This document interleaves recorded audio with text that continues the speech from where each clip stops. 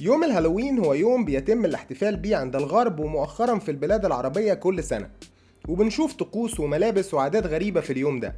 لكن ايه القصة ورا الاحتفال ده وظهر امتى؟ اتفرج على الفيديو ده علشان تعرف ايه هو الهالوين. الهالوين او عيد الهلع هو احتفال بيقام يوم 31 اكتوبر من كل سنة في دول كتير في العالم، وبيعتقد الكتير ان فكرة عيد الهالوين بتعود لجذور مسيحية، لانه احتفال بيقام كل سنة زي ما قلنا يوم 31 اكتوبر مع عيد مسيحي تاريخي بيسمى عيد جميع القديسين، لكن في الحقيقة هم عيدين مختلفين تماما.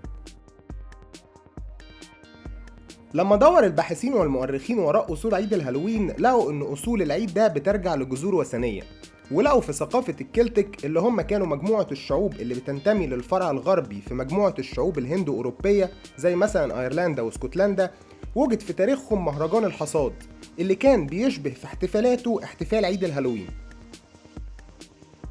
وفي تفسير تاني في الموضوع له علاقة بعيد كلتي بيسمى سامهاين، بيرتبط ببداية فصل الشتاء والبرد والظلام، فبحسب المعتقد الكلتي فإن إله الشمس بيقع في أسر إله الموت والظلام يوم 31 أكتوبر، وفي الليلة دي بتحاول أرواح الأموات العودة لعالم الأحياء مرة تانية، لأنهم كانوا بيؤمنوا إن إله الموت العظيم اللي كان بيسمى سامهاين بيدعو كل الأرواح الشريرة اللي ماتت خلال السنة واللي كان عقابها إن هي تعيش في أجساد الحيوانات. وطبعا الفكرة دي نفسها كانت كفيلة ان هي تخوف وترعب الناس جدا، لدرجة انهم كانوا بيولعوا نار كتير وبيسهروا علشان يراقبوا الارواح دي. ومن هنا جت فكرة ان الساحرات والارواح الشريرة موجودة ومرتبطة بعيد الهالوين. اشهر مظاهر عيد الهالوين انه بيعتبر عيد رسمي عند دول كتير جدا، وعلى رأسهم الولايات المتحدة الامريكية وبريطانيا وايرلندا وكندا. واليوم ده بيكون اجازه رسميه، والناس بتعمل ديكورات على بيوتها اللي في معظم الاحيان بتكون مخيفه ومرعبه، وبيتم استخدام نبات القرع اللي بيتحفر فيه اشكال مخيفه وبيتحط جواها اضاءه بحيث تبان في الظلام.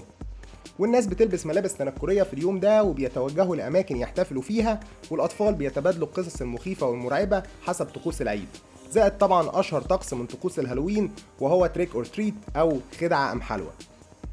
وده عبارة عن تقليد مشهور جدا بيقوم بيه الأطفال فترة العيد، بحيث إنهم بيعدوا على البيوت وهم لابسين ملابس الهالوين التنكرية وبيسألوا الناس خدع عن حلوى، بمعنى إن لو صاحب البيت ما اداهمش حلويات هيقوموا بإلقاء تعويذة أو سحر على صاحب البيت والبيت نفسه، والأرواح الشريرة تغضب عليه.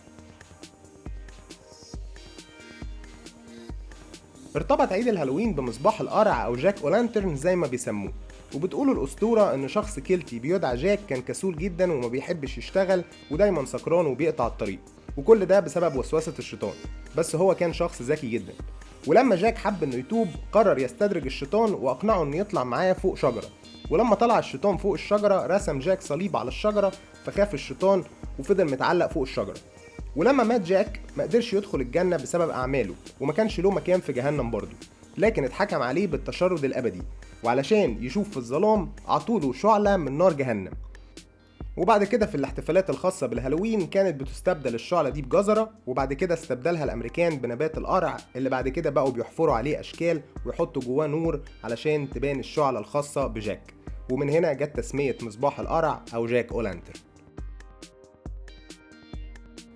طبعا عيد الهالوين ابتدى ينتشر في الدول العربية وبقى عيد بتحتفل بيه شركات ومدارس وجامعات كتير. اكتب لنا في الكومنتات لو بتحتفل بعيد الهالوين وايه مظاهر الاحتفال. قول لنا في الكومنتات اكتر حاجة عجبتك في الفيديو ده، ولو عندك مقترحات لفيديوهات تانية. ولو عجبك الفيديو ما تنساش تعمل لايك وسبسكرايب وتفعل زر الجرس علشان تشوف الفيديوهات الجديدة اول ما تنزل.